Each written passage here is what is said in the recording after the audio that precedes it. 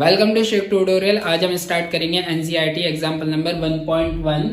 The electric field component in figure are Ex alpha x power 1/2 Ey is equal to Ez is equal to 0 in which alpha is equal to 800 Newton per coulomb meter power 1/2. Calculate the flux through the cube and the charge within the cube. Assume that A is equal to 0.1 meter.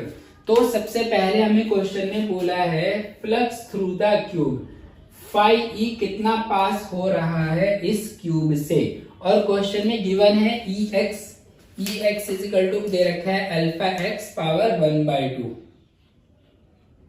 E x is equal to alpha x power 1/2। इसका मतलब ई x electric field जो है वो इन the direction of x है। Electric field है in the direction of x.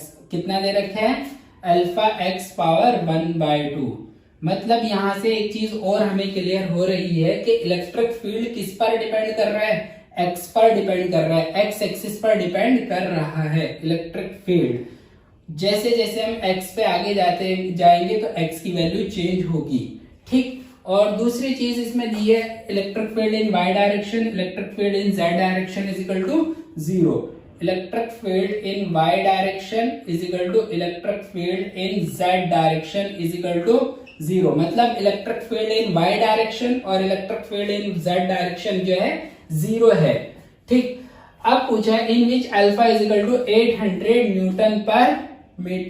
Newton per coulomb metre half. तो alpha की value दी है 800 newton per coulomb metre power 1/2। ये अल्फा की वैल्यू दी है। और अब यहां से पूछ रहा है वो फाई ई। तो फाई ई का हमारे पास फॉर्मूला होता है, फाई ई के हमारे पास सिर्फ दो फॉर्मूले होते हैं। यहां से हमें फाई ई निकालना है। पहला फाई ई कितना है? Flux through the cube. तो फाई के हमारे पास दो फॉर्मूले होते हैं, Q inside upon epsilon naught. तो ये फॉर्मूला तो हमारा यहाँ पर लगेगा नहीं, क्योंकि इसके लिए हमें चाहिए क्यू इनसाइड और चार्ज हमें यहाँ पर नहीं दिया। तो फिलहाल तो ये वाला फॉर्मूला हमारा नहीं लगेगा। हमारे पास एक फॉर्मूला और है फाई ई का। फाई ई का हमारे पास दूसरा फॉर्मूला है, phi E is equal to होता है E into A cos theta. Electric field area into cos theta. अब इलेक्ट्रिक फील्ड यहां पर दिया है in the direction of X. अब ए क्या होता है? ए होता है एरिया वेक्टर।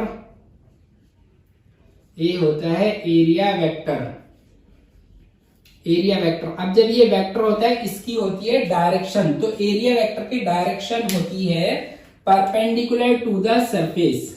डायरेक्शन इसकी होती है परपेंडिकुलर टू दी सरफेस। मतलब क्या हुआ?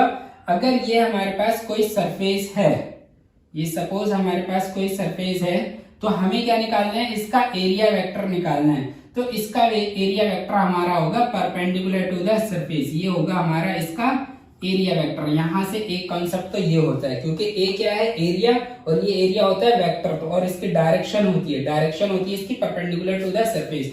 तो मैंने यहाँ पर कोई ये एक सरफेस ले लिया, तो इसका एरिया वेक्टर क्या होगा? Perpendicular to the surface. अब बात करते हैं थीटा। थीटा क्या है यहाँ पर?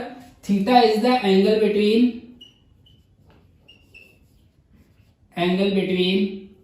Area vector and electric field और एरिया वेक्टर के बीच का जो होता है ये हमारा होता है थीटा।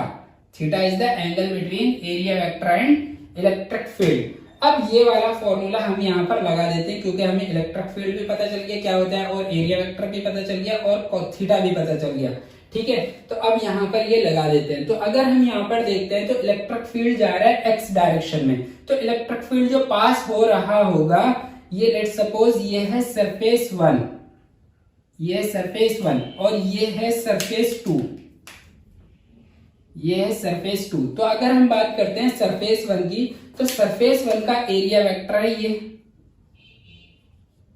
ये है इसका एरिया वेक्टर। और इलेक्ट्रिक फील्ड जो पास कर रहा है वो पॉजिटिव एक्स डायरेक्शन में जा रहा है, तो इलेक्ट्रिक फील्ड भी इधर ही जा रहा है, E x.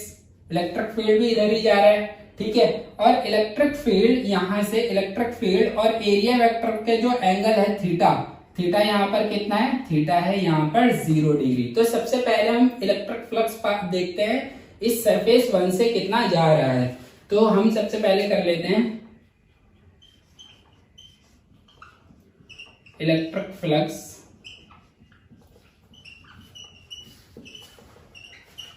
Passing through surface 1, मतलब φE1 कितना हो जाएगा हमारा, φE1 is equal to formula है हमारा E into A cos theta. Electric field कितना है यहाँ पर, इलेक्ट्रिक फील्ड है अल्फा एक्स पावर 1/2। अब अल्फा तो कांस्टेंट है, एज इट इज रहेगा। अब यहाँ पर x कितना हो जाएगा, अभी हम इसको ऐसे ही लिख लेते हैं, अल्फा एक्स 1/2 इंटू ए, इसका एरिया कितना होगा, यह है क्यूब, तो a इंटू ए, तो ये हो जाएगा हमारा a स्क्वायर। अब cos कितना है यहाँ पर, थीटा, थीटा हमारा यहाँ पर 0 डिग्री, तो ये कितना हो जाएगा cos 0, cos 0 होता है 1, तो ये हमारा कितना आ जाएगा अल्फा इंटू एक्स, एक्स की वैल्यू रख देते हैं हम। अब देखो यहाँ पर x कितना चल गया, हम x डायरेक्शन में कितना आ गया, यहाँ तक ये कितना हो गया a, और फिर ये a, तो कितना हो गया हमारा 2a, x की जगह हम रख देंगे 2a, और 2a की पावर कितनी हो जाएगी हमारी 1/2, और a की पावर हमारे पहले से ऑलरेडी a स्क्वायर। तो हमारा φE1 कितना आ जाएगा, यहाँ से φE1 is equal to alpha हमारा एज इट इज रहेगा, इसको हम कैसे लिख लेते हैं, इसको 2 की पावर 1/2 है तो हमने इसको √2 लिख लिया, और a की पावर 1/2 बचा, और ये a स्क्वायर बचा, तो कितना हो जाएगा a की पावर 5/2। ये आ गई हमारी इक्वेशन 1। तो ये आ गया हमारा इलेक्ट्रिक फ्लक्स थ्रू सरफेस 1। अब हम बात कर लेते हैं electric flux passing through the surface 2।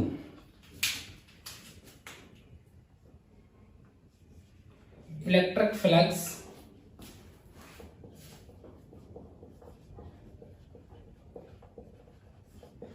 Passing through surface 2, surface 2 पे आ जाते हैं। अब सरफेस 2 पे अगर हम देखते हैं तो इलेक्ट्रिक फील्ड जो है हमारा वो तो x डायरेक्शन में ही है, इलेक्ट्रिक फील्ड तो हमारा x डायरेक्शन में ही है, बट इसका एरिया वेक्टर कैसे होगा, इसका एरिया वेक्टर होगा परपेंडिकुलर टू द सरफेस, तो इस सरफेस के परपेंडिकुलर तो ये आ जाएगा हमारा एरिया वेक्टर। अब यहाँ पे हमें क्लियरली दिख रहा है इलेक्ट्रिक फील्ड इस डायरेक्शन में, इसका एरिया वेक्टर इधर है, तो थीटा यहाँ पर कितना आ गया, theta is the angle between electric field and area vector, तो थीटा कितना आ जाएगा हमारा यहाँ पर 180 डिग्री। तो कितना हो जाएगा हमारा यहाँ पर φE2 आ जाएगा E into A cos theta. अब E को हम लिखेंगे अल्फा एक्स पावर 1/2, और एरिया कितना हो जाएगा, एरिया तो सेम है a square into cos 180 degree. अब कॉस 180 कितना होता है हमारा -1, अल्फा हम एज इट इज लिखते हैं x की पावर 1/2।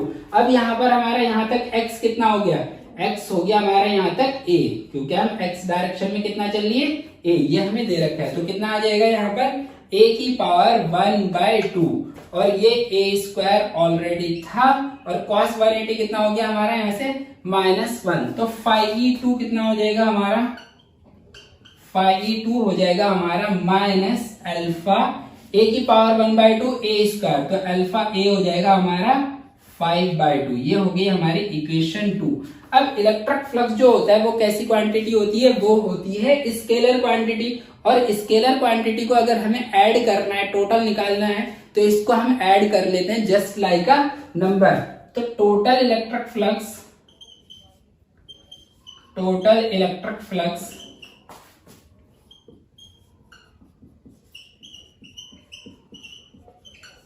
पासिंग थ्रू क्यूब से टोटल इलेक्ट्रिक फ्लक्स कितना पास हो रहा है, φE is equal to φE1 surface 1 से कितना पास हो रहा है, प्लस φE2 सरफेस 2 से कितना पास हो रहा है, क्योंकि इलेक्ट्रिक फील्ड जो पास हो रहा है बस दो सरफेस से पास हो रहा है, क्योंकि इलेक्ट्रिक फील्ड क्या है, सिर्फ x डायरेक्शन में है। तो φE1 कितना आया हमारा, φE1 आया अल्फा √2 a की पावर 5/2, और φE2 कितना आया माइनस अल्फा 5/2। तो यहां से हमें चमक रहा है phi E is equal to, यहाँ पर हम ले लेंगे अल्फा भी कॉमन आ जाएगा हमारा और a की पावर 5/2 भी कॉमन आ जाएगा। अल्फा कॉमन a 5/2 और आ जाएगा √2 - 1। अब अल्फा की वैल्यू हमें दी हुई थी कितना, 800 newton per coulomb metre power 1/2। तो अल्फा आ जाएगा हमारा 800 और a भी दिया था, a दिया था 0.1 मीटर इंटू 0.1 पावर 5/2 इंटू √2 - 1। इसको अगर हम सॉल्व करेंगे तो phi E is equal to कितना आ जाएगा हमारा 1.05 Newton per coulomb metre square. ये आ गया हमारा electric flux, total electric flux passing through the cube. ये आ गया हमारा total electric flux passing through the cube. ये आ गया हमारा फर्स्ट आंसर। अब हमें निकालना है the charge within the cube. अब इस क्यूब के अंदर चार्ज कितना है, क्यू इनसाइड कितना है। तो जैसे हमने इसको देखा हमें क्लियरली समझ में आ रहा है, ये हम यहाँ से क्या लगा देंगे, phi E is equal to कितना, Q inside upon epsilon naught. तो मैं इसको यहाँ से रब कर देता हूं, तब तक आप इसका स्क्रीनशॉट वगैरह ले लें और मैं यहीं पर इसको सॉल्व कर देता हूं।